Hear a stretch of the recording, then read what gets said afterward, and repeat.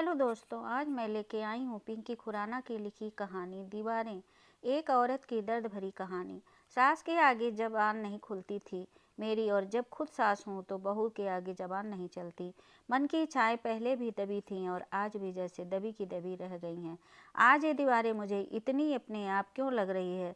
30 वर्षों की गृहस्थी में मैंने कोई है ही नहीं। 30 वर्षों पहले इस घर पे ब्याह कर आई थी तो इन दीवारों को अपनी सास के घर की दीवारें मान ली थी। उसके बाद कितनी कोशिश की थी मैंने इन दीवारों को अपना बनाने की, पर कभी भी इनका इतना अपनापन मेरे मन में नहीं जागा था। आते ही सास ने फरमान सुना दिया था, बहू मेरे घर में ऐसा होगा वैसा होगा, होता है वैसा होता है। कोई भी बात होती है तो वह यही कहती हैं, यह मेरा घर है, इसमें ऐसा ही होगा, और अगर किसी को मेरी बात नहीं माननी तो वह मेरा घर छोड़ के जा सकता है। लेकिन आज दोपहर को सोते वक्त ऐसा लग रहा था जैसे ये दीवारें मुझसे कह रही थीं, देखा तनु, हमने ठुकरा दिया पर हम तेरा साथ कभी भी नहीं छोड़ेंगे।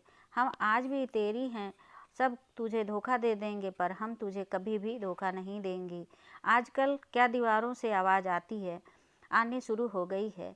क्यों मैं दीवारों से बात सुनती हूँ? ऐसी तो कुछ भी अनहोनी नहीं हुई मेरे जीवन में। हर माँ के जीवन में ऐसा वक्त आता है, फिर मैं इतना अकेलापन क्यों महसूस कर रही हूँ? पहले भी तो इतनी अकेली थी, फिर आज यह अकेलापन इतना क्यों? इतनी अकेली ही थी, फिर आज यह अकेलापन इतना क्यों? ज़्यादा क्यों खलने लगा है?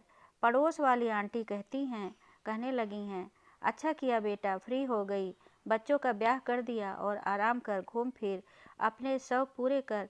पर कौन से शौक, कौन सा घूमना फिरना होता है, और अगर जेब में पैसा ना हो तो कुछ नहीं हो सकता। यह ठीक है कि जीवन आराम से बीत रहा है, पर इतना तो कभी भी नहीं हुआ कि रोज़ रोज़ घूमने जाऊं।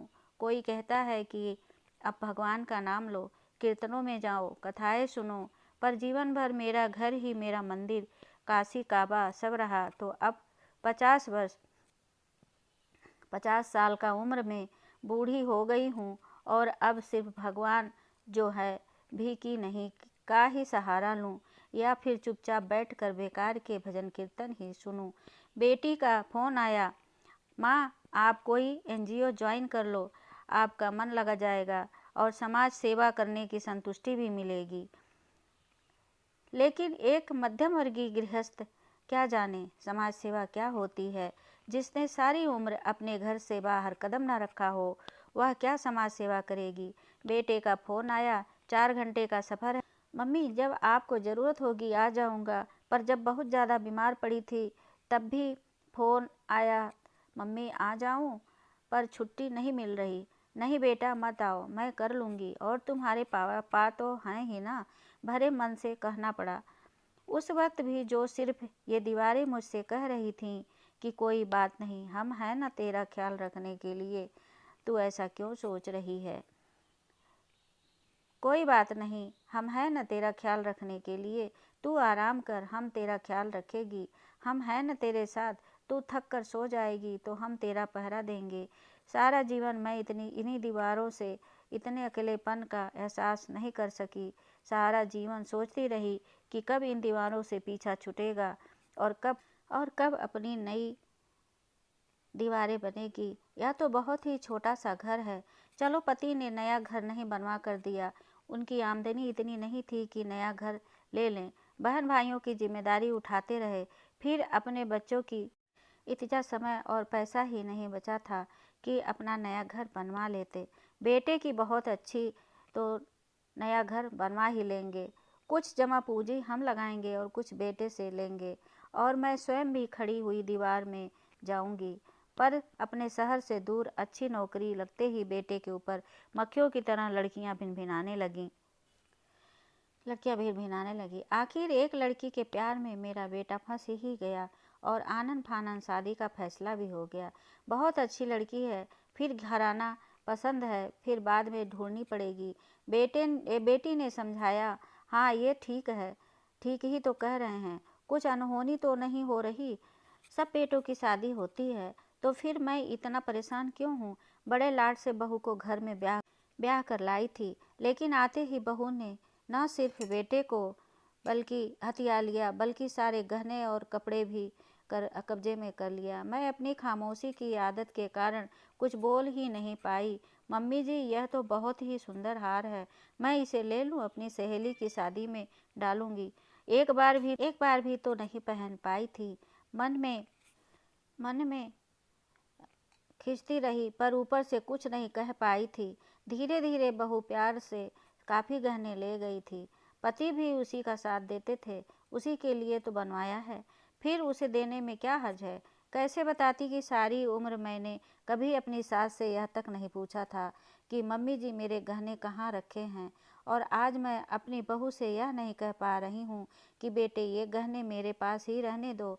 हमारी पीढ़ी की सास की यही विडम्बना है कि अपनी सासों से भी सारी उम्र डरती रहीं, और अब पढ़ी लिखी सास होने के कारण बहुओं को कुछ न कह पाती। शायद मैंने बेटे से कुछ ज़्यादा ही उम्मीदें लगाई थीं, तभी हमेशा उस पर विश्वास करके अपने घर का सपना देखती रही थी।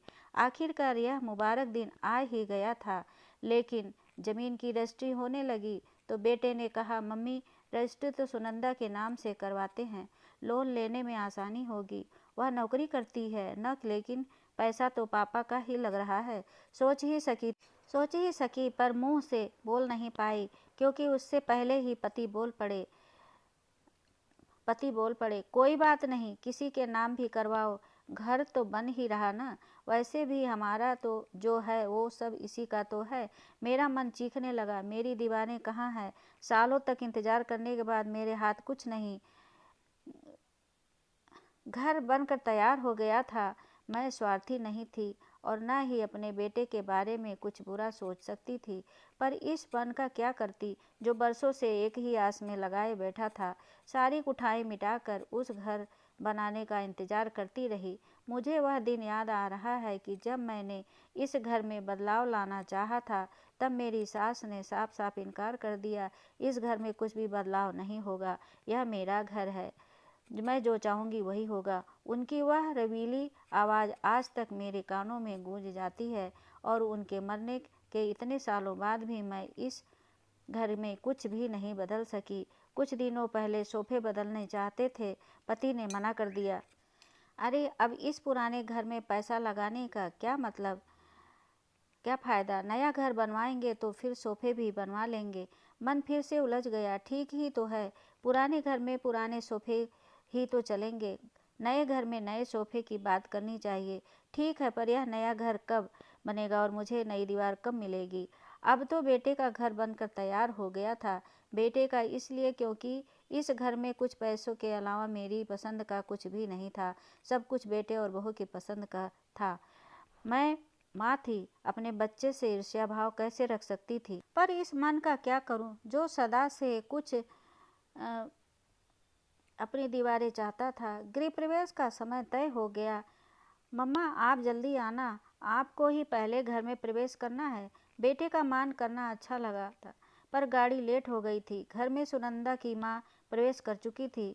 आप देर से आई तो किसी बुजुर्ग को पहले घर में प्रवेश करना था, सो मोहित जिद करके मुझे पहले ले आया था। उसकी बात मुझे कांटे की तरह चुभी थी। पता नहीं वह व्यंग कर रही थी या शायद ऐसे ही कहा था, पर मेरा मन ऐसा रोया कि पूरे समय मैं व्याकुल ही रही। कैसा लगा घर मम्मी? रात को मोहित पूछ रहा था।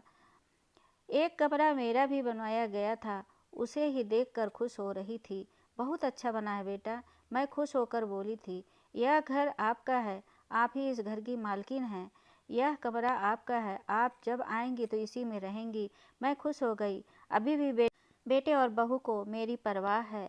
ऐसे ही गलत सोच रही हूँ मैं। कभी नाखून भी मांस से जुड़ा होता है। क्या सोच रही हो मम्मी? आपका जब तक मन करेगा यहीं रहे ना, बेटे ने फिर से कहा। उदास हो गई थी मैं। क्या कहना जरूरी था यह? बेटा, ये दीवारें तू ही बड़ी मेहनत से खड़ी की है, और अब इन दीवारों पर मेरा हक कहाँ? नहीं बेटा, ज़्यादा दिन नहीं रुक पाऊंगी। तुम्हारे पापा तो चले जाएंगे और फिर उन्हें अकेला भी तो नहीं छोड़ा जा सकता। कनखियों से देखा बहू और बेटे के चेहरे पर सुकून की रेखा नजर आई। सच ही तो है, जितना भी चुप रहो पास बैठकर कुछ तो मुंह से निकल ही जाता है। सुनंदा हाथ धोकर रसोई में जाया करो। सुनंदा ऐसे मुंह बनाती जैसे मुझ पर एहसान कर रही हो। मन मायूस हो जाता। सुनंदा, रात को कपड़े बाहर से उठा लिया करो, इतनी मेहनत से धुलते हैं और रात को ओस से गीले हो जाते हैं। फिर बोल पड़ी, जी मम्मी, पर लगता है यह बात भी उसे पसंद नहीं आई थी। तभी तो सुबह तक कपड़े बाहर ही पड़े थे। फिर मन कहकर उठा, चुप रहा कर, ज़्यादा मत बोला कर। ऐसे ही कई छोटी छोटी बातें थीं जिन्होंने मन को छलनी कर दिया था। हफ्ता भर भी नहीं रह पाई बच्चों के पास। शायद मैं ज़्यादा ही दखल अंदाजी करने लगी थी, पर मेरी सास भी तो करती थी और मेरी हिम्मत नहीं होती थी उन्हें कुछ कहने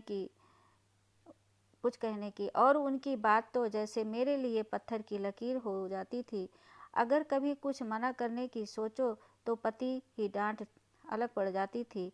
पर वो ही पति अपनी बहू के लिए कैसी अलग सोच रखने लगे हैं।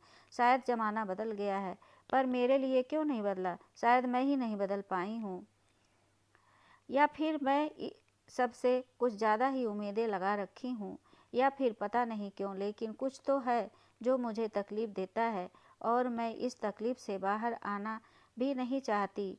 हफ्ता बाद भी मेरे जाने का समय आ गया था। मम्मी, जाकर फ़ोन कर देना, बेटे ने चिंता व्यक्त की। हाँ ज़रूर, अपना ख्याल रखना। अब मैं वापस अपनी दीवार के पास जा रही थी। तो दोस्तों, ये वीडियो आपको कैसा लगा, ये कहानी कैसी लगी, आप ज़रूर कमेंट बॉक्स में कमेंट कीजिएगा। और ज़रा भी पसंद आए तो लाइक शेयर कमेंट ज़रूर करिएगा और बेल आइकन ज़रूर प्रेस कर दीजिए, जिससे आने वाला अगला नोटिफिकेशन आपको सबसे पहले मिले। तो फिर मिलते हैं। जय हिंद, नमस्कार।